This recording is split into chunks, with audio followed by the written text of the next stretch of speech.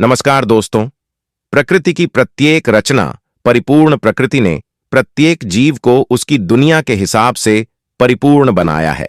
उसे देखकर मनुष्य यह विश्वास करने को विवश होता है कि हर चेतना का निर्माण किसी उच्च चेतना के गहन चिंतन मनन के बाद होता है। लीमर जीव जब अपने शरीर की सफाई करता है तो उसके बहुत से बाल दांतों में फंस जाते हैं। उस बेचारे को जिंदगी भर इस परेशानी का सामना करना पड़ता यदि रचयिता ने उसकी जीभ के नीचे एक दूसरी छोटी कंघीनुमा जीभ नहीं लगाई होती। इसकी सहायता से वह फंसे हुए बालों को निकाल लेता है। यदि इस सहायक जीभ को नहीं लगाया गया होता तो बेचारे का मुंह न जाने कब का सड़ जाता। माना कि मनुष्य की रचना परमात्मा की पूर्ण विकसित कला है, किंतु यदि सांसारिक जीवन की सुख सुविधाएं ही अभीष्ट है तो उस दृष्टि से अन्य जीवों को भी छोटा नहीं कहा जा सकता। घोंघे को अपना आहार खुरच का खाना होता है, इसलिए उसकी जीभ में प्रकृति ने दांत लगाए हैं। इन दांतों की संख्या 1200 से 15,000 तक होती है। अनाथीदी जाति के पक्षियों में प्रकृति ने उनके पंखों के नीचे कुछ ऐसी ग्रंथियां बनाई हैं जिनमें तेल निकलता रहता है। उसके कारण ही उनके पंखों का विकास होता है तथा वे चिकने और स्वस्थ बने रहते हैं। एक प्रयोग में एक बतख की तेल उत्पादक ग्रंथि को ऑपरेशन करके निकाल दिया गया तो उसके पंख कुछ ही दिनों में झड़ गए। इसका यह अर्थ हुआ कि प्रकृति स्थानीय परिस्थितियों में प्रत्येक जीव के अनुरूप संरचना का ध्यान पहले से पहले रखती है। इस दृष्टि से मनुष्य निर्माण पर गर्व प्रकृति या परमात्मा करे तब तो उचित भी है। मनुष्य का अहंकार करना तो उसकी तुच्छता ही है। 100 फुट लंबी व्हेल का कुल वजन 125 टन के लगभग होता है। इसके शरीर में 35 टन चर्बी और 700 टन मांस होता है। यदि उसे हाथियों से तोला जाए तो दूसरे पलड़े पर 50 से 65 हाथी तक चढ़ाने पड़ जाएं। अकेले उसकी जीभ 3 टन और 2 मन वजन का दिल होता है जो 8 टन खून की नियमित सफाई में दिन रात लगा रहता है। उसके लिए उसके फेफड़े एक बार में 14,000 लीटर वायु खींचते हैं। नवजात व्हेल शिशु का ही वजन 6 टन होता है और उसकी वृद्धि 1 कुंटल प्रतिदिन के हिसाब से होती है। कोई मनुष्य इतना बड़ा विकास स्वेच्छा से कर सकता है क्या? व्यायाम से कोई किंकांग, दारा सिंह और चंदगीराम हो सकता है, पर व्हेल बनाने का काम परमात्मा का ही हो सकता है। अतएव सर्वोपरि कलाकार के रूप में वंदनीय वही मनुष्य नहीं। बीटल कीटक की आंखों पर प्रकृति ने एक चश्मा भी चढ़ा दिया है। ऊपर की आंखों से वह हवा में देखता है, किंतु जब यह पानी में चला जाता है तब नीचे की आंखों से देखने लगता है। हम समझते हैं हमारे पास ही इतनी बुद्धि है कि लेंस लगाकर आंखों की बीमारी ठीक कर लें, पर प्रत्येक परिस्थिति के अनुरूप साधन इकट्ठे करने हों तो इतने विशाल काय संसाधन आवश्यक होंगे कि उनके वजन से दबकर ही मनुष्य मर जाए। अपनी परिपूर्णता बाहर नहीं अंदर खोजी जाए तब तो कोई बात है, बात ही नहीं। मनुष्य के भीतर जो सर्वांग पूर्ण सृष्टि भरी हुई है उसे खोजा सके तो मनुष्य को बाहर कुछ पाने की आकांक्षा ही न रहे। कुछ भालुओं को ताड़ी के नशे की आदत पड़ जाती है तो उनको बार बार ताड़ी के पेड़ों की तरफ जाना पड़ता है। ताड़ी पीकर भालू झूमने लगते हैं, उनके पांव लड़खड़ाने लगते हैं। शिकारी इस स्थिति का लाभ उठाकर उसी प्रकार जा धमकते हैं जिस तरह नशेबाज मनुष्य को बीमारियां दबोच लेती हैं। भालू का शिकार भी इस स्थिति में अत्यंत सुगम हो जाता है। अतएव वे इस ताक में रहते हैं कि भालू किस ताड़ में लगे। मिट्टी के बर्तन को फोड़कर वे ताड़ी पी जाते हैं। मनुष्य को भी लगता है उसी तरह बाहर खोजने का नशा हो गया है। उससे संभव है कुछ समय की मस्ती तो हाथ लग जाए, पर शिकारी के हाथों पड़ जाने वाले भालू की तरह अंततः मनुष्य भी दुर्दैव का ही ग्राम बनता है। तब फिर उसकी शोभा क्या रही? मनुष्य ने बिजली बना ली, पर अपने भीतर की बिजली को तो वह जान भी नहीं सका। व्हेल मछली का तो नाम ही इलेक्ट्रिक व्हेल, जिसके नाम से ही उसके विद्युत जनरेटर होने का पता चलता है। इस विद्युत शक्ति का उपयोग वह शिकार करने में करती है। वह इसके एक झटके से तैरते हुए घोड़े को भी गिरा देती है। इलेक्ट्रिक रे या टारपीडो फिश का विद्युत भाग पीठ पर होता है। इसमें कितनी अधिक विद्युत शक्ति होती है, इस संबंध में जेराल्ड ड्यूरेल नामक जीव विज्ञानी का एक संस्मरण उल्लेखनीय है। वे यूनान की एक घटना के हवाले से बताते हैं कि एक लड़का त्रिशूल से मछलियों का शिकार किया करता था। एक दिन उसने अपना निशाना इस मछली को बनाया, किंतु त्रिशूल ने जैसे ही मछली का स्पर्श किया, इतना जबरदस्त झटका उसे लगा कि एक भयानक आवाज के साथ वह पानी में जा गिरा। उसे इतना जबरदस्त विद्युत शाक लगा था कि घंटों बाद उसे होश आया। 7-8 फुट लंबा 2 से 3 मन वजन का शुतुरमुर्ग संकट के समय बालू में सिर घुसेड़ लेने की मूर्खता के लिए ही विख्यात नहीं, तेज दौड़ने की गति के लिए भी प्रसिद्ध है। इसकी दौड़ने की गति प्रायः 60 मील प्रति घंटे की है। इसकी चोंच का प्रहार इतना तीक्ष्ण होता है कि लोहे की चादर में भी छेद हो जाता है। इसकी पाचन शक्ति भी ऐसी होती है कि कठोर से कठोर वस्तु भी खाकर पचा लेता है। लगता है यह बीमारी मनुष्य को भी है, तभी तो कुछ भी इकट्ठा करते रहने की तृष्णा उसे अहर्निशि पीड़ित किए रहती है। वास्तव में यह शुतुरमुर्ग की तरह रेत में मुंह छिपाने की तरह की मूर्खता है। जबकि मृत्यु निरंतर पास आती रहती है, उसके लिए जो पूर्व तैयारी की जा सकती थी, मूर्खतावश मनुष्य उससे वंचित बना रहता है। संरचना की दृष्टि से तो एक मक्खी भी मनुष्य से कम रहस्यपूर्ण नहीं। उसे देखकर कलाकार की कला पर आश्चर्य होता है। उसके पांच में एक विशेष प्रकार का स्राव होता है। मक्खी जहां बैठी यह स्राव उस स्थान पर चिपका और उस स्थान की भोजन सामग्री को पैरों से ही चूसकर सारे शरीर में पहुंचा दिया। उसकी आंखें प्रकृति की विलक्षण रचना है। इस पर भी उसकी लगभग 8000 जातियां पृथ्वी पर तब से विद्यमान चली आ रही हैं जब मनुष्य भी नहीं आया था। इसके पंख अत्यधिक कुशल संतुलन तो बनाए रखते ही हैं, वह उनसे ही इंद्रियों की बोध क्षमता का लाभ लेती है। कोई भी यांत्रिक यंत्र ऐसा नहीं बन पाया जो जिरास्कोप का भी काम कर सके, हिचकोले भी ले सके। उसके पंख सीधे मस्तिष्क के ज्ञान तंतुओं से संबद्ध होते हैं, जिससे वह तुरंत परिस्थिति के अनुरूप इनसे काम ले लेती है।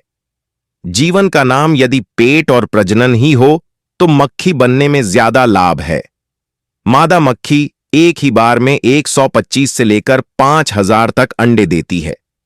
मनुष्य के शरीर का विकास तो लंबी अवधि के बाद होता है, पर मक्खी के शरीर में ऐसा न जाने क्या तंत्र है कि यदि उसे 5 माह की भी जिंदगी मिल जाए तो वह इसी अवधि में 5 खरब बच्चे पैदा कर देगी।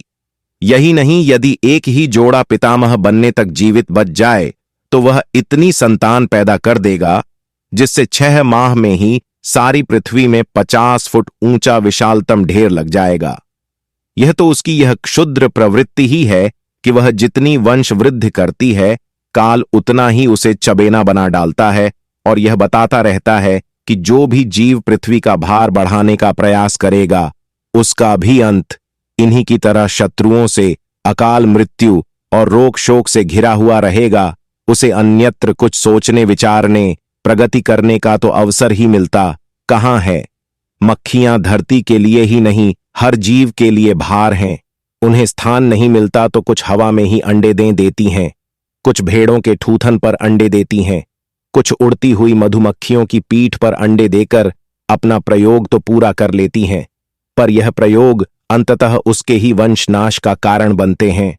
अधिक प्रजनन कम आयु का सिद्धांत चाहे मक्खी हो या मनुष्य सर्वत्र एक सा है। मक्खी का बच्चा 6 दिन में ही विकसित हो जाता है और 10 दिन में ही मर जाता है। कुछ ही मक्खियां ज्यादा दिन जीती हैं, पर उनकी प्रजनन क्षमता उतनी ही कम होगी।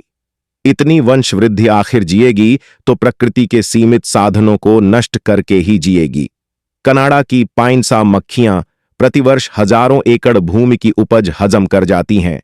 विश्व स्वास्थ्य संगठन की रिपोर्ट के अनुसार मुर्गियों के विनाश का मूल कारण यह मक्खी ही है, जिसके छोटे से पंख में 1 लाख से अधिक रोग कीटाणु होते हैं। संख्या का गंदगी से अन्योन्याश्रित संबंध है, गंदगी का बीमारी से। मनुष्य जीवन का वर्तमान लेखा जोखा उसी का नमूना है। यदि यह क्रम न रुके तो अगले दिनों हर मनुष्य 1 लाख विषाणुओं की प्रयोगशाला बन जाए तो कोई आश्चर्य नहीं। आज तो मक्खी प्रतिवर्ष हजारों मनुष्यों को अंधा कर देती है, तब मनुष्य को ही जीवित खाने लग सकता है। मनुष्य स्वयं बढ़ सकता है, आखिर पृथ्वी तो नहीं बढ़ सकती, साधन तो उस अनुपात का साथ नहीं दे सकते। यदि यह विवेक न हो तो मनुष्य उतना ही उपहासास्पद है जितना सूरीनाम टैड। उसकी अंडे देने और उनको सेने की क्रिया बहुत ही विलक्षण होती है। मादा अपने अंडे अपनी पीठ पर डालती जाती है। अंडा खाल में कुछ इस तरह ढंस जाता है कि ऊपर एक और खोल ढक्कन की तरह चढ़ जाता है। इसी तरह सारे अंडे पीठ में ही पकते रहते हैं। विकसित होने पर जब ये बच्चे फुदक फुदक बाहर निकलते हैं तो किसी नीहारिका के विस्फोट से बनने वाले ब्रह्मांडों की कल्पना साकार हो उठती है। यह बच्चे थोड़े ही समय में स्वेच्छाचारी जीवन जीते और मनुष्य को यह बताते हैं कि यदि प्रजनन उद्देश्य पूर्ण न हुआ तो वह मेरी तरह भार ही होगा। उल्लू जैसा मूर्ख समझा जाने वाला पक्षी कितनी विलक्षणताओं से परिपूर्ण है, उसकी कल्पना करते ही प्रकृति की सचेतन कलाकारिता पर आश्चर्य हुए बिना नहीं रहता। कहते हैं कि उल्लू रात का राजा होता है, वस्तुतः उसे रात में दिखाई नहीं देता। इस कमी की पूर्ति के लिए प्रकृति ने उसे ऐसे कान दिए हैं जिनमें एक विचित्र ढक्कन लगा होता है। यह पूरी तरह कान को ढकता नहीं।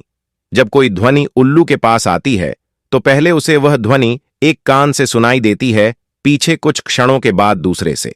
बस श्रवण के इस अंतर को ही वल फटाफट गणित में बदलकर यह पता लगा लेता है कि आवाज किस दिशा से कितनी दूर से आई है। मनुष्य, जो कि प्रकृति का परिपूर्ण प्राणी माना जाता है, उसे भी इतने संवेदनशील कान न मिलने का दुहक हो तो कुछ आश्चर्य नहीं, जिनसे वह और नहीं तो पृथ्वी के घूर्णन की, ग्रहों के चलने और सौर घोष जैसी ध्वनियां तो सुन ही लेता। यदि ऐसा हो सका होता तो निःसंदेह उसके चिंतन और दृष्टिकोण में आज जो संकीर्णता भरी हुई है वह नहीं ही होती। सुप्रसिद्ध जीव शास्त्री जॉन एच टार्ड ने एक बार मछलियों पर एक प्रयोग किया। मछलियां एक नियत समय पर अपने सामान्य निवास से चलकर किसी विशेष स्थान में जाकर अंडे देती हैं।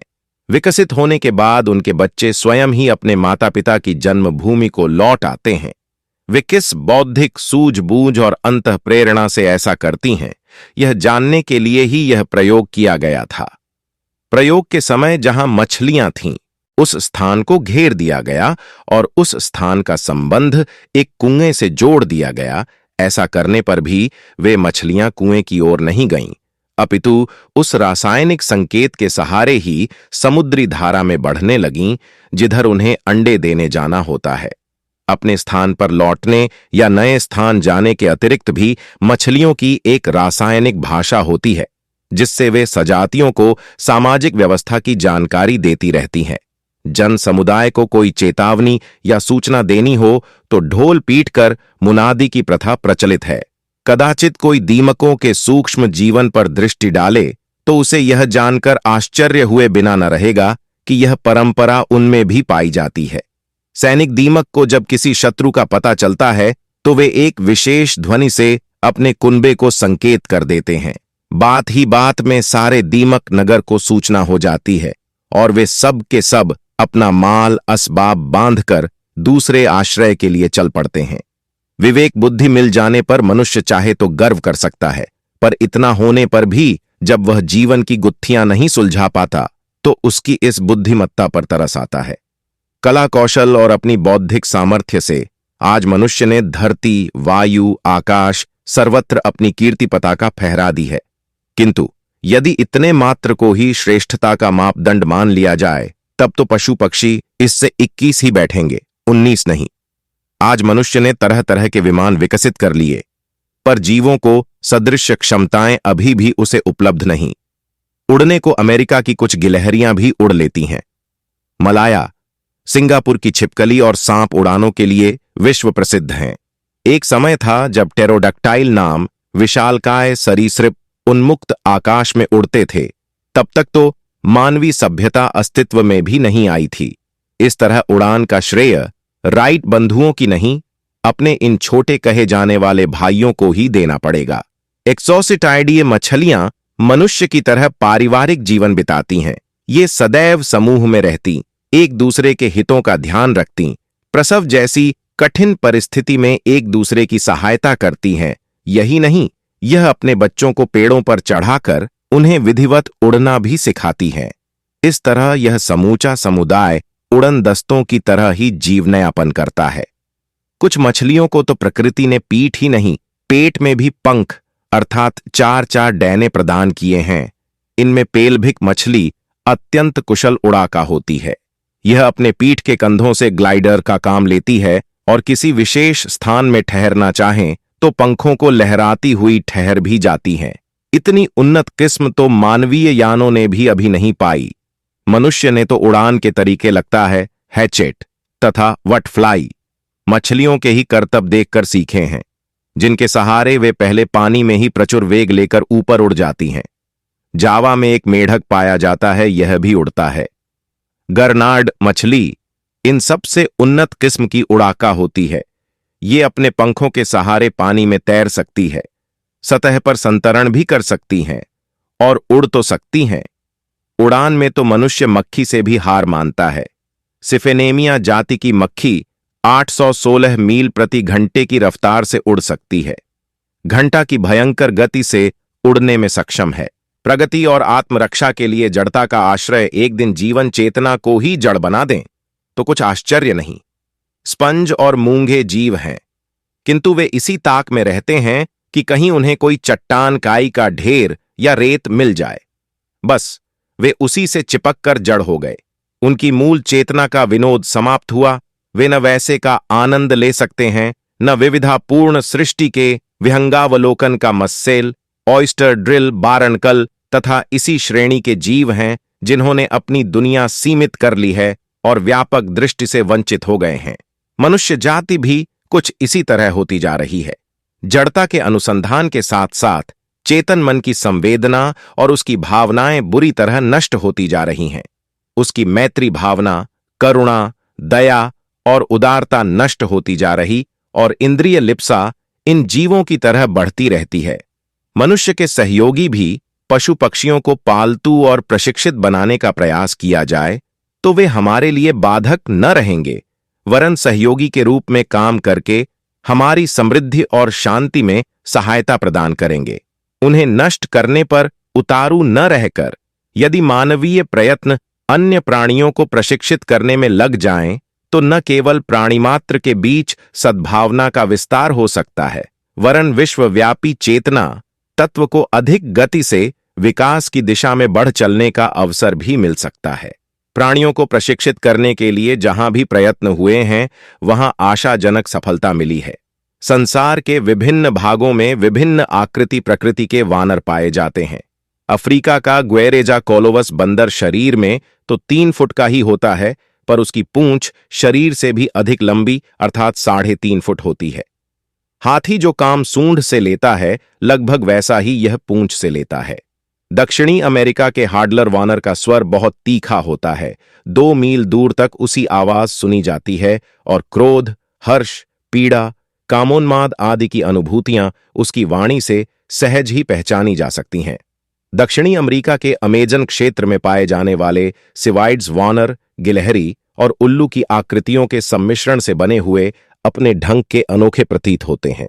निशाचर डोरोकोलिस, लंबी दाढ़ी वाला साकी, देखने में सुंदर और अकल का पुतला कैपुचिन मनुष्य के साथ कुत्ते की तरह ही घुल मिल जाता है। वह बर्तन धोना, कपड़े सुखाना, झाड़ू लगाना, बिखरी चीजों को संभाल कर रखना, पंखा झलना, घर की रखवाली जैसे छोटे मोटे घरेलू काम करने में मालिकों की सहायता करता है। ड्राइंग का अभ्यास करा दिया जाए तो वह खड़िया हाथ में लेकर सीखी हुई आकृति बिल्कुल सही बना देता है। वूली बंदर पर भेड़ जैसी ऊन होती है। मकड़ी की तरह हाथ, पैर और पूंछ के सहारे यह एक डाली से दूसरी डाली पर उलटी सीधी चाल से चढ़ता उतरता और उछलता रहता है। इसलिए इस वानर का नाम स्पाइडर मंकी पड़ा है। गले की अतिरिक्त थैली में ढेरों फालतू आहार भरकर फिरते रहने वाले बंदर बोर्नियो में अधिक होते हैं। पूर्वीय गोलार्ध में पाए जाने वाले मैकेक और रहसीस जीवनी शक्ति संतुलित मानसिक क्षमता वाले होते हैं। अंतरिक्ष उड़ान में एक समय इन्हीं का उपयोग किया गया था। कुत्ते के जैसे मुंह वाले बेवून अरब देशों में पाए जाते हैं। वे पेड़ पर चढ़ने की अपेक्षा जमीन पर रहने में सुख सरलता अनुभव करते हैं। जर्मन प्राणीशास्त्री कोलर ने अपने पालतू चिंपैंजी सुल्तान की बुद्धिमत्ता बढ़ाने के लिए उसे कितनी ही गुत्थियां सुलझा सकने और अड़चनों का सही हल निकालने के लिए प्रशिक्षित किया था। वह अलमारी खोलकर अपने काम की चीजें निकालता और फिर बंद कर देता था। लंबे बांस के सहारे ऊंची टंगी हुई चीजें उतारना उसे अच्छी तरह आता था। ऐसे ही वह और भी कई बुद्धिमानी के काम करता था। मैडम कोट्स का पालतू चिंपैंजी रंगों के भेद उपभेद कर सकता था और प्रायः 30 तरह के हल्के गहरे रंगों का वर्गीकरण कर लेता था। रेखागणित की आकृतियों को पहचान लेने में भी उसने कुशलता प्राप्त कर ली थी। क्यूबा में मादाम अब्रू के पास एक विनोदी चिंपैंजी था। वह जब पुरुषों को पास आते देखता तो अपनी मादा को फौरन छिपा लेता, किंतु कोई स्त्री पास आती तो मादा को प्रसन्नतापूर्वक फिरने देता। गोरिल्ला वनमानुषों में अग्रणी है। उसकी ऊंचाई 6 फुट होती है, किंतु दोनों हाथों को मिलाकर लंबाई 9 फुट तक जा पहुंचती है। वजन 400 से 600 पौंड। यह 2-2.5 इंच मोटी लोहे की छड़ आसानी से तोड़ मरोड़ कर फेंक सकता है। इसकी पकड़ में किसी जानवर का कोई अंग आ जाए तो उसे एक ही झटके में उखाड़ कर फेंक सकता है। संसार प्रसिद्ध फिल्म किंग कांग में प्रमुख करतब एक भीमकाय गोरिल्ला का है। इस फिल्म को अत्यधिक ख्याति मिली। इस जाति का दूसरा वानर चिंपैंजी अपेक्षाकृत अधिक बुद्धिमान होता है। उसकी हर क्रिया से बुद्धिमत्ता और विचारशीलता टपकती है। अकारण उसे बेतुकी हरकतें करते नहीं पाया जाएगा। परिवार भी उसका व्यवस्थित रहता है। एक नर के साथ कई मादाएं सुख और सुरक्षा पूर्वक जीवन यापन करती हैं। पालतू चिंपैंजी के साथ कभी पेचीदगी भरी स्थिति उपस्थित कर दी जाए तो वह उसे सहज ही सुलझा लेता है। जर्मनी में कुछ समय पूर्व एक विश्वविख्यात घोड़ा था। क्लेवर हांस वह जर्मन भाषा में पूछे गए गणित के छोटे मोटे प्रश्नों का उत्तर अपनी टाप के खटके मार कर देता था और दर्शक उसकी गणितज्ञ बुद्धि को देखकर चकित रह जाते थे। अमेरिका और फ्रांस में भी इस तरह के कई घोड़े हो चुके हैं। इनकी बुद्धिमत्ता जांचने के लिए पशु मनोविज्ञानी थार्नडाइक ने गंभीर अध्ययन किए हैं कि बुद्धि पर मनुष्य की ही बपौती नहीं है। वह बीज रूप में दूसरे जीवों के भीतर भी मौजूद है और यदि उन्हें उपयुक्त अवसर मिले तो वे भी अपनी बुद्धिमत्ता को बड़ी हद तक विकसित कर सकते हैं। तंजानिया, अफ्रीका में पशु अभियंता मी जॉर्ज के मकान के पास है। पेड़ पर एक गिलहरी ने घोंसला बना रखा था। संसर्ग के प्रभाव से इस गिलहरी ने अपने में ऐसी आदतें उत्पन्न कर ली थीं जिसमें देखने वालों को बड़ा कौतूहल होता था। शराब का चस्का उसे लग गया था। वह चुपके से आती और घर में रखी शराब की बोतलों के कार्क खोलकर मद्यपान का आनंद लेती। यह कबूतर उस अंतर को समझने में अभ्यस्त हो गए, अपने पालने वालों की अच्छी सहायता करने लगे। वाइकोव ने लिखा है, प्रशिक्षित कबूतर जिस बारीकी से यांत्रिक खराबी को पकड़ सकते हैं, उतनी जानकारी देने वाले निर्देश उपकरण बहुत ही कठिनता से बनाए जा सकेंगे। शिशुमार नामक मत्स्य जाति का जल का बहुत ही प्रेमी और सहयोगी प्रकृति का होता है। प्रयत्न करने पर वह मनुष्य के साथ हिलमिल जाता है और खुशी से पालतू बनकर रहने लगता है।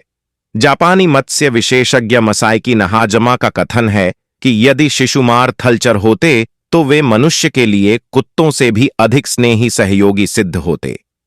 वे अपने परिवार के साथ बहुत ही सज्जनता भरा व्यवहार करते हैं। शिशुमार कोई 30 तरह की ध्वनियां अपने मुख से निकाल सकते हैं और उनके आधार पर अपनी मन स्थिति का दूसरों को परिचय दे सकते हैं। शिकार पकड़ने के लिए दौड़ते समय वे कुत्ते की तरह भौंकते हैं। सफल होने पर बिल्ली की भांति म्याऊं म्याऊं करके खुशी जाहिर करते हैं। पेट भरने पर वे डकार लेते हैं, चटाख की ध्वनि के साथ होंठ चाटते हैं। विरोधियों को डराने के लिए पटाखा चलने जैसी आवाज करते हैं। सिखाने पर वे कई तरह के खेल करते हैं। सीटी बजाने पर उसका जवाब सीटी बजाकर देते हैं। शिशुमार को सिटासियन वंश का व्हेल जातीय समझा जाता है। दिशाबोध और शब्द ज्ञान की उसे अच्छी जानकारी होती है। 25 गज दूरी से फेंकी हुई वस्तु को वह इस तेजी से पकड़ सकता है मानो उस वस्तु के साथ ही वह उड़कर आया हो। समुद्री खोज के लिए गहरे सागर तल में बने हुए अमेरिका खोज केंद्र सीलैव 2 के लिए एक कुशल कार्यकर्ता के रूप में पालतू शिशुमार टैफी ने असाधारण सहायता की थी। थके हुए गोताखोरों को उनकी कमर में बंधी रस्सी मुंह से पकड़कर जहाज तक पहुंचा देने में भी पालतू शिशुमार बड़ा कौशल दिखाते हैं। वे मनुष्य की तरह हंस भी सकते हैं। ब्रिटिश नौसेना से रिटायर होकर नीरे फॉक के विचिंघम स्थान में फिलिप वेयरे ने अपने 8 एकड़ के खेत में घरेलू चिड़ियाघर बनाया। उसका उद्देश्य पशु पक्षियों की प्रकृति का अध्ययन और उनकी नस्लों को सुंदर स्विकसित बनाने का मार्ग खोजना था। अपने विषय में रुचिपूर्वक तन्मय हो जाने के कारण वेयरे ने दुर्लभ पशु पक्षी प्राप्त किए और उनकी प्रकृति के बारे में नई नई जानकारियां प्राप्त कीं। चिड़ियाघर की ख्याति फैली तो दर्शकों के झुंड भी अपने कौतूहल की तृप्ति के लिए वहां आने लगे और टिकट की आमदनी से चिड़ियाघर का खर्च चलने में सहायता मिलने लगी। रीछ और भेड़िए किस प्रकार सज्जन बनाए जा सकते हैं और बिदकने वाले पशुओं को विश्वस्त एवं स्नेही कैसे बनाया जा सकता है, इस प्रयोग में उन्होंने आश्चर्यजनक सफलता प्राप्त की है। वेयरे की तत्परता ने उन्हें संसार के अनुभवी प्राणी विशेषज्ञों की पंक्ति में ला बिठाया है। एग्लिया टेलीविजन कंपनी में प्राणी विशेषज्ञ की भूमिका में कितने ही कौतूहलवर्धक कार्यक्रम देते रहते हैं। विंड इन द रीड्स नामक प्रख्यात फिल्म में उन्होंने प्रागैतिहासिक काल से लेकर अब तक प्राणियों के विकास और विनाश का महत्वपूर्ण चित्रण किया है। वेयरे मात्र पशु पक्षियों के शोधकर्ता प्रयोक्ता मात्र नहीं है, वरन प्राणी मात्र के साथ मनुष्यों को अधिक अच्छा व्यवहार करना चाहिए। यूरोप में इस आंदोलन के सूत्रधार भी हैं। उनकी पत्नी पैट इस कार्य में उनका भरपूर सहयोग करती है। मत्स्य विशेषज्ञ स्टेटर ने विभिन्न प्रकार के संगीत के मछलियों पर पड़ने वाले विभिन्न प्रभावों का पर्यवेक्षण किया है। कुछ ध्वनियां तो मछलियों को इतनी प्रिय लगीं कि वे उन्हें सुनकर उछलने कूदने और नाचने लगतीं। कुछ ध्वनियां उन्हें बिल्कुल पसंद न आईं और वे जब बजतीं तो उपेक्षापूर्वक मुंह मोड़कर अन्यत्र चली जातीं। संगीत की विभिन्न ध्वनियों ने उनके शरीर पर भी भिन्न और विचित्र प्रभाव डाले। एक प्रकार के संगीत ने तो उनका वजन और विस्तार बढ़ाने में बहुत सहायता की। एक ध्वनि के कारण उनकी प्रजनन क्रिया दूनी हो गई तथा कहीं अधिक अंडे दिए।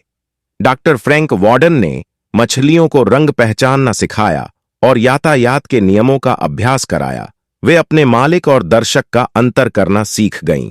मिनो जाति की मछलियां यह समझने लगीं कि किस प्रकार की आवाज सुंदर, उन्हें क्या आचरण करना चाहिए। Professor J.P. फ्रोलोफ ने मछलियों को संगीत सुनने का शौकीन बनाने में सफलता प्राप्त की है। वे तालाब में बिजली के तार डालते और संगीत के रिकॉर्ड बजाते रहे। आरंभ में मछलियों ने थोड़ा ही ध्यान उस ओर दिया, किंतु धीरे धीरे उसकी पूरी शौकीन हो गईं। जैसे ही संगीत की ध्वनि होती, वे चारों ओर से वहीं इकट्ठी हो जातीं और ध्वनि केंद्र को लपकने का प्रयत्न करतीं। उन्होंने एक तालाब में कुछ मछलियां पाली। भोजन नियत समय पर दिया जाता और चारा डालने से पूर्व घंटी बजाई जाती। थोड़े दिन में घंटी और चारे का संबंध वे समझ गई और जब भी समय कुसुमय घंटी बजती तभी वे चारे के लिए दौड़कर इकट्ठी हो जाती। पशु पक्षियों को अपने ही प्राणी परिवार का सम्मानित सदस्य समझकर उन्हें सुखी, समुन्नत और प्रशिक्षित बनाने की दिशा में यदि हमारी प्रवृत्ति मुड़ सके तो न केवल जीव जगत का उपकार होगा, वरन मानवीय उदारता और सद्भावना का एक सुखद अध्याय प्रारंभ होगा। विश्व चेतना में सदाशयता की वृद्धि करने के प्रयास करके मनुष्य घाटे में नहीं वरन नफे में ही रहेगा। नए सहयोगियों का नया सद्भाव पाकर मानवीय प्रगति में नया उभार ही आवेगा। प्रकृति की जीवन व्यवस्था, दृश्य प्रकृति में जो कुछ भी है, अच्छी और बुरी दो प्रवृत्तियों में बंटा हुआ है। जीवन की सूक्ष्मतम अवस्था जीवाणु का अध्ययन करें तो एक दूसरा तथ्य भी उपस्थित होता है। वह यह कि अच्छाइयां और बुराइयां किसी और की देन नहीं, यह भी स्वयंभू हैं। मनुष्य का अपना देवत्व ही अच्छी प्रवृत्तियां विकसित कर लेता और उनके सत्परिणामों से लाभान्वित होता है, जबकि उसका अंतः पिशाच ही दुष्प्रवृत्तियों के रूप में प्रकट हो उठता और न केवल उसे अपितु दूसरों का भी सर्वनाश करके छोड़ता है। जीवाणु अर्थात देवत्व की शक्ति प्रति जीवाणु या विषाणु असुरता का प्रतीक है। सल्यूलोग आवरण से आच्छादित तरल प्रोटोप्लाज्मा से बने जीवाणु किसी भी स्थान पर नमी आदि पाकर स्वयं ही जन्म ले लेते हैं। यह इतनी सूक्ष्म सत्ता है कि 1 इंच की लंबी लकीर में इन्हें पंक्तिबद्ध खड़ा किया जाए तो 25,000 जीवाणु बड़े मजे में खड़े हो जाएंगे। इतनी आदमी एक पंक्ति में खड़े किए जाएं और यह माना जाए कि एक व्यक्ति औसतन 1 फुट जगह लेगा तो कुल आदमियों के लिए 5 मील लंबी सड़क आवश्यक होगी। देवत्व सूक्ष्म तत्व है अनुभूति के लिए, वैसी ही सूक्ष्म बुद्धि दूरदर्शी समीक्षा चाहता है। यह न हो तो मनुष्य सामान्य स्वार्थ को ही उस श्रेणी में मानकर उसके लाभों से वंचित हो सकता है। विषाणु तो उससे भी सूक्ष्म और प्रभावी सत्ता है। 1 इंच में यह 14,100 आसानी से बैठ सकते हैं। अर्थात यदि वह आदमी बराबर हों और यह माना जाए कि उनमें से प्रत्येक को 1 फुट ही जगह चाहिए तो 26 मील सड़क की आवश्यकता होगी। तात्पर्य यह हुआ कि बुराई की शक्ति अत्यंत सूक्ष्म है। वह अब आधम के यह पता लगाना भी कठिन है जब तक कि उतनी ही पैनी और सूक्ष्म निरीक्षण बुद्धि न रखें। जीवाणु जल में भी होते हैं और इस रूप में वे लोक सेवी हमारे जीवन के पोषक के रूप में काम करते हैं। मिट्टी में पड़े मल और सड्डन को बैक्टीरिया ही खाकर उसे अच्छी मिट्टी में बदलते रहते हैं। देव प्रवृत्तियां भी इसी तरह अपने को बढ़ाने में सहायक होती हैं। साथ ही वह सृष्टि के उच्चिष्ट तत्व सड़ाकर सबको नष्ट कर स्वच्छ पवित्र वातावरण बनाती है, जिससे सर्वत्र सुख शांति और प्रसन्नता बढ़ती है। जीवाणु 10 या 20 मिनट में ही अन्य जीवाणुओं को जन्म देने लगते हैं और 24 घंटे में 17 करोड़ जीवाणुओं में परिणत हो जाते हैं। देवत्व एक क्षण के लिए भी उदित हो तो दूरगामी शांति और व्यवस्था की नींव गहरी जमा जाता है। दूसरी ओर विषाणु है जो जीवाणु के ही पैरों में लगा चला आता है। बुराइयां सदैव छद्म वेश में देवत्व के बाने में आती हैं, अन्यथा उन्हें स्थान ही न मिले। इसलिए अच्छाइयां जहां हमारे जीवन को अभीष्ट हैं, वहीं सतर्कता भी उतनी ही आवश्यक है। इस बात का सदैव ध्यान रखना चाहिए कि अतिथि और मित्र बनकर आए परिजनों में ही कहीं कोई अपनी द्विविधा और भ्रम का लाभ उठाकर कोई चोर उचक्का तो नहीं आ धमकता। दूध में पड़ा बैक्टीरिया उसे दही बना देता है। देवत्व और श्रेष्ठ व्यक्तियों की संगति समाज को भी उसी तरह सुंदर बना देती है जैसे दूध की अपेक्षा दही अधिक सुपाच्य हो जाता है। अपने जीवन में छोटी से छोटी वस्तु का उपयोग है। यदि हम भलाई के हर कण को अपनाने की कला सीख जाएं, तो हर किसी के आदर और विश्वास के पात्र बन सकते हैं। पर विषाणु जहां भी पहुंच जाएं, वहीं बीमारी पैदा कर दें, अर्थात बुराई के कर्म ही नहीं, विचार भी हमारे पतन का आधार बन जाते हैं। जीवाणु तथा विषाणु दोनों की ही संचार और विस्तार व्यवस्था बड़ी व्यापक है। पक्षियों के परों में लिपटे जहाजों में चढ़कर यात्रियों के माध्यम से भी ये एक स्थान से, एक देश से दूसरे स्थान, दूसरे देश पहुंच जाते हैं और सर्वत्र महामारी की स्थिति पैदा कर देते हैं। कुछ न मिले तो हवा ही उनके लिए उपयुक्त वाहन है। इसी से यह कहीं भी जा पहुंचते हैं। अच्छाइयों और बुराइयों का क्षेत्र भी उसी तरह सर्वत्र खुला पड़ा है। स्वाध्याय के माध्यम से हम अर्वाचीन युग के देवत्व की भी अपने वर्तमान जीवन में बुला सकते हैं और नाटकों, फिल्मों से भी अच्छे बनने की प्रेरणा ले सकते हैं। दूसरों के अच्छे आचरण हमारे जीवन दीप बन सकते हैं और उनकी शिक्षाएं भी वही प्रेरणा दे सकती हैं। बुराइयों के लिए भी ठीक यही स्थिति है। बुलाएं तो मन ही मन से करोड़ों मनोविकार आमंत्रित कर लें। दृढ़ता हो तो दृष्टि में पड़ने वाली कुत्सा भी अंदर झांकने न पाए। हमारे भीतर आसुरी प्रवृत्तियां जड़ न जमा पाएं, उसके लिए उन्हें मारने की मुहिम जागृत रखनी चाहिए। एंटीबायोटिक औषधियां जिस तरह शरीर में पहुंचकर वहां के विषाणुओं को चारों ओर से घेर कर रसद मार्ग काटकर उन्हें आत्मघात को विवश करती हैं, उसी तरह आत्म सुधार के लिए हमें प्रलोभनों को मार भागने का, बुराइयों से लड़ने का माद्दा अपने अंदर से ही पैदा करना चाहिए। यदि ऐसा कर लें तो वह हमारी उसी तरह हानि नहीं कर सकती जिस तरह हॉस्पिटलों में टीबी, कैंसर आदि के मरीज भरे पड़े रहते हैं। स्वाभाविक है कि वहां विषाणुओं का सरोवर लहरा रहा हो, किंतु उसी वातावरण में डॉक्टर लोग दिन दिन भर काम करते रहते हैं, फिर भी उनका रत्ती भर भी अहित नहीं हो पाता। दैवी अंश प्रबल हों तो वह सशक्त जीवाणुओं की तरह शरीर की ढाल का कार्य करते हैं, उससे असुरता हावी नहीं होने पाती। आत्म सुधार की सबसे अच्छी प्रक्रिया यह है कि हम निरंतर रचनात्मक विचारों को मस्तिष्क में विकसाएं, रचनात्मक कार्य करते रहें, उससे बुराइयां अपने आप ही झांक कर लौट जाती हैं। जिस घर में पहले ही समर्थ लोग रहते हों, वहां चोर उचक्के झांक कर ही लौट जाते हैं। लेकिन यदि सीलन, सड़न, गलन अपने भीतर ही हो, तो कमजोर भले मानस को भी सशक्त बदमाशों द्वारा सताए जाने की तरह बुराइयों को पनपने का भीतर ही आधार मिल जाएगा।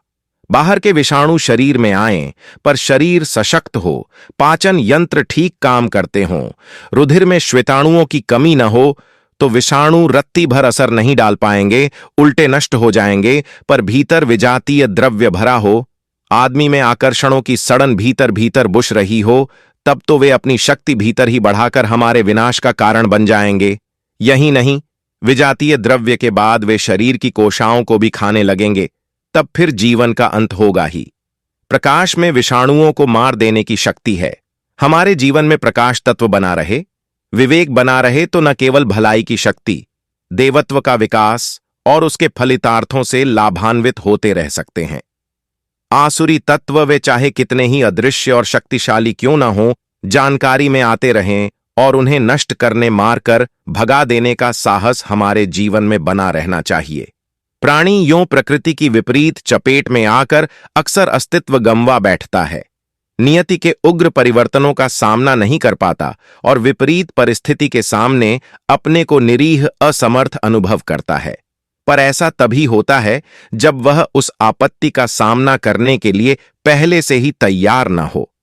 यदि प्राणी को विपरीत अनभ्यस्त परिस्थिति में रहने को विवश होना पड़े, तो वह अपने अस्तित्व की रक्षा करने के लिए क्रमशः ऐसे परिवर्तन उत्पन्न कर लेता है, ऐसी विशेषता का उत्पादन कर लेता है जिसके आधार पर वह प्राणघातक समझी जाने वाली परिस्थितियों से भी तालमेल बिठा ले और अपना अस्तित्व कायम रख सके, सुविधापूर्वक निर्वाह कर सके। जीवाणुओं की असह्य तापमान पर मृत्यु हो जाती है। वे अधिक उष्णता एवं शीतलता सहन नहीं कर सकते। यह मान्यता अब पुरानी पड़ चली है। पानी खौलने से अधिक गर्मी और 270 डिग्री सेल्सियस से नीचे शीत पर जीवाणुओं की मृत्यु हो जाने की बात ही अब तक समझी जाती रही है। इसका कारण यह था कि शरीर में पाया जाने वाला ग्लिसरोद रसायन असह्य तापमान पर नष्ट हो जाता है और जीवाणु दम तोड़ देते हैं। अब वे उपाय ढूंढ निकाले गए हैं कि इस रसायन को ताप की न्यूनाधिकता होने पर भी बचाया जा सके और जीवन को अक्षुण्ण रखा जा सके। अत्यधिक और असह्य शीतल जल में भी कई प्रकार के जीवित प्राणी निर्वाह करते पाए गए हैं। इनमें से प्रोटो, जुआ, निमेटोड, क्रस्टेशिया, मोलस्का आदि प्रमुख हैं। येलोस्टोन की प्रयोगशाला में लुई ब्राक और टॉमस नामक 2 सूक्ष्म जीव विज्ञानी माइक्रोबायोलॉजिस्ट यह पता लगाने में निरत हैं कि जीव सत्ता के कितने न्यून और कितने अधिक तापमान पर सुरक्षित रह सकने की संभावना है। वे यह सोचते हैं कि जब पृथ्वी अत्यधिक उष्ण थी, तब भी उस पर जीवन सत्ता मौजूद थी। ठंडक बढ़ते जाने से उस सत्ता ने क्रमिक विकास विस्तार किया है। पर इससे क्या? अति प्राचीन काल में जब जीवन सत्ता थी ही, तो वह विकसित अथवा अविकसित स्थिति में अपनी हलचलें चला ही रही होगी। भले ही वह अब की स्थिति की तुलना में भिन्न प्रकार की अथवा पिछड़े स्तर की ही क्यों न रही हो। विकसित प्राणी के लिए जो तापमान असह्य है, वह अविकसित समझी जाने वाली स्थिति में काम चलाऊ भी हो सकता है। यदि यही तथ्य हो, तो फिर जीवन की मूल मात्रा को शीत ताप के बंधनों से युक्त माना जा सकता है और गीताकार के शब्दों में यह कहा जा सकता है कि आत्मा को न आग जला सकती है, न पवन सुखा सकता है, न जल डुबा सकता है। पंचभूतों की प्रत्येक चुनौती का सामना करते हुए वह अपना अस्तित्व सुरक्षित रख सकने में पूर्णतया समर्थ है। समुद्र तट के सभी पर्वतीय क्षेत्रों में पाई जाने वाली धूसर रंग की मक्खी एफिड्रिल को 45 डिग्री से 51 डिग्री से के बीच तापमान वाले गर्म जल में प्रवेश करते देखा गया है। यह प्राणियों के जीवित रहने को असंभव बनाने वाले गर्मी है। सामान्यतया धरती की सतह पर 21 सेंटी तापमान रहता है। प्राणियों को उतना ही सहन करने का अभ्यास होता है। अधिक उष्ण या अधिक ताप के वातावरण में रहने वाले जंतुओं को विशिष्ट स्थिति के अभ्यस्त ही कह सकते हैं। एफिड्रिड मक्खी के अतिरिक्त कुछ जाति के बैक्टीरिया भी ऐसे पाए गए हैं जो खौलते पानी के 99 डिग्री सेंटीग्रेड तापमान में भी मजे से जीवित रहते हैं। अमेरिका के येलोस्टोन नेशनल पार्क में स्थित गर्म जल के झरने प्रायः इसी तापमान के हैं और उनमें जीवित बैक्टीरिया पाए गए हैं। इन गर्म झरनों अथवा कुंडों में एक प्रकार की काई सी मोटी परत जमी रहती है जिसे हिंदी में शैवाल कहा जाता है, अंग्रेजी में उसका नाम एल्गी है। इसमें जीवन रहता है। आमतौर से वह 75 डिग्री से तक गर्म जल में मजे का निर्वाह करती है। बैक्टीरिया उसी के सहारे पलते हैं। एफिडिड मक्खी के प्रमुख भोजन यह एल्गी ही है। उस प्राप्त करने के लिए वह उस असह्य तापमान के जल में डुबकी लगाती है और बिना जले झुलसे अपना आहार उपलब्ध करती है। यह तो हुई छोटे जीवों की बात। अब अधिक कोमल समझे जाने वाले मनुष्यों की बात आती है। वह भी प्रकृति की असह्य कही जाने वाली स्थिति में निर्वाह करने के लिए अपने को ढाल सकता है। उत्तरी ध्रुव प्रदेश में रहने वाले एक्सिमो लोग अत्यधिक शीत भरे तापमान में रहते हैं। भालू, हिरण और कुत्ते भी उस क्षेत्र में निवास करते हैं। वनस्पतियां और वृक्ष न होने पर पेट भरने के लिए मांस प्राप्त कर लेते हैं। इसके लिए उसने बर्फ की मोटी परतें तोड़कर नीचे बहने वाले समुद्र में से मछली पकड़ने की अद्भुत कला सीख ली है। आयुध साधन रहित होते हुए भी हिरण, भालू और कुत्तों का भी वे शिकार करना सीख गए हैं और लाखों वर्ष से उस क्षेत्र में निर्वाह कर रहे हैं। प्रकृति के अनोखे वरदान। पैसिफिक सागर में गोता लगाकर मोती ढूंढने वालों को पता चला कि स्टार फिश, यह तारे की तरह चमकने वाली छोटी सी मछली होती है, ही अधिकांश सीपियों को नष्ट कर डालती है। अतएव वे मोती ढूंढने से पहले इन स्टार फिशों को ही समूल नष्ट कर डालने के लिए जुट पड़े। उन्होंने इन्हें पकड़ पकड़कर काटना शुरू कर दिया। 1, 2, 10, 50, सैकड़ा, हजार, कितनी ही स्टार फिशें काट डाली गईं, पर रावण के मायावी सिरों की भांति वे कम न हुईं। उलटे उनकी संख्या बढ़ती ही गई। अभी तक तो उनकी उपस्थिति ही चिंताजनक थी, अब तो उनकी आश्चर्यजनक वृद्धि और भी कष्टदायक हो गई। अंत में यह जानने का फैसला किया गया कि आखिर यह स्टार फिशों की वृद्धि का रहस्य क्या है। सावधानी से देखने पर पता चला कि जो स्टारफिश काट डाले गए थे उनका प्रत्येक टुकड़ा स्टारफिश बन चुका था। अभी तक अमीबा, हाइड्रा जैसे एक कोशीय जीवों के बारे में ही यह था कि ये अपना प्रोटोप्लाज्म 2 हिस्सों 2 से 4, 4 से 8 हिस्सों में बांटकर वंश वृद्धि करते जाते हैं। पर अब इस बहुकोशीय जीव को काट देने पर भी जब एक स्वतंत्र अस्तित्व पकड़ते देखा गया तो जीव शास्त्रियों का प्रकृति के इस विलक्षण रहस्य की ओर ध्यान आकर्षित होना स्वाभाविक ही था। तब से निरंतर शोध कार्य चलता रहा और देखा गया कि नेस सलामैसीना, आइस्टर, स्नेल, घोंघा फ्रेश वाटर मसल, शंबूक, साइलिस, चैटोगैस्टर स्लगमंथर, पाइनोगोनाइड, समुद्री मकड़ी आदि कृमियों में भी यह गुण होता है कि उनके शरीर का कोई अंग टूट जाने पर हो नहीं, वरन मार दिए जाने पर भी वह अंग या पूरा शरीर उसी प्रोटोप्लाज्म से फिर नया तैयार कर लेते हैं। केकड़ा तो इन सब में विचित्र है। टैंक की सी आकृति वाले इस जीव की विशेष यह है कि अपने किसी भी टूटे हुए अंग को तुरंत तैयार कर लेने की प्रकृति दत्त सामर्थ्य रखता है। यह तथ्य जहां इस बात का प्रतिपादन करते हैं कि इच्छा शक्ति पदार्थ का बंधन रहित उपयोग कर सकने में समर्थ है, वहां इस बात को भी प्रमाणित कर रहे हैं कि आत्मचेतना एक शक्ति है और वह भौतिक शक्तियों से बिल्कुल भिन्न मरण धर्म से विपरीत है। उस पर जरा मृत्यु आदि का कोई प्रभाव नहीं पड़ता।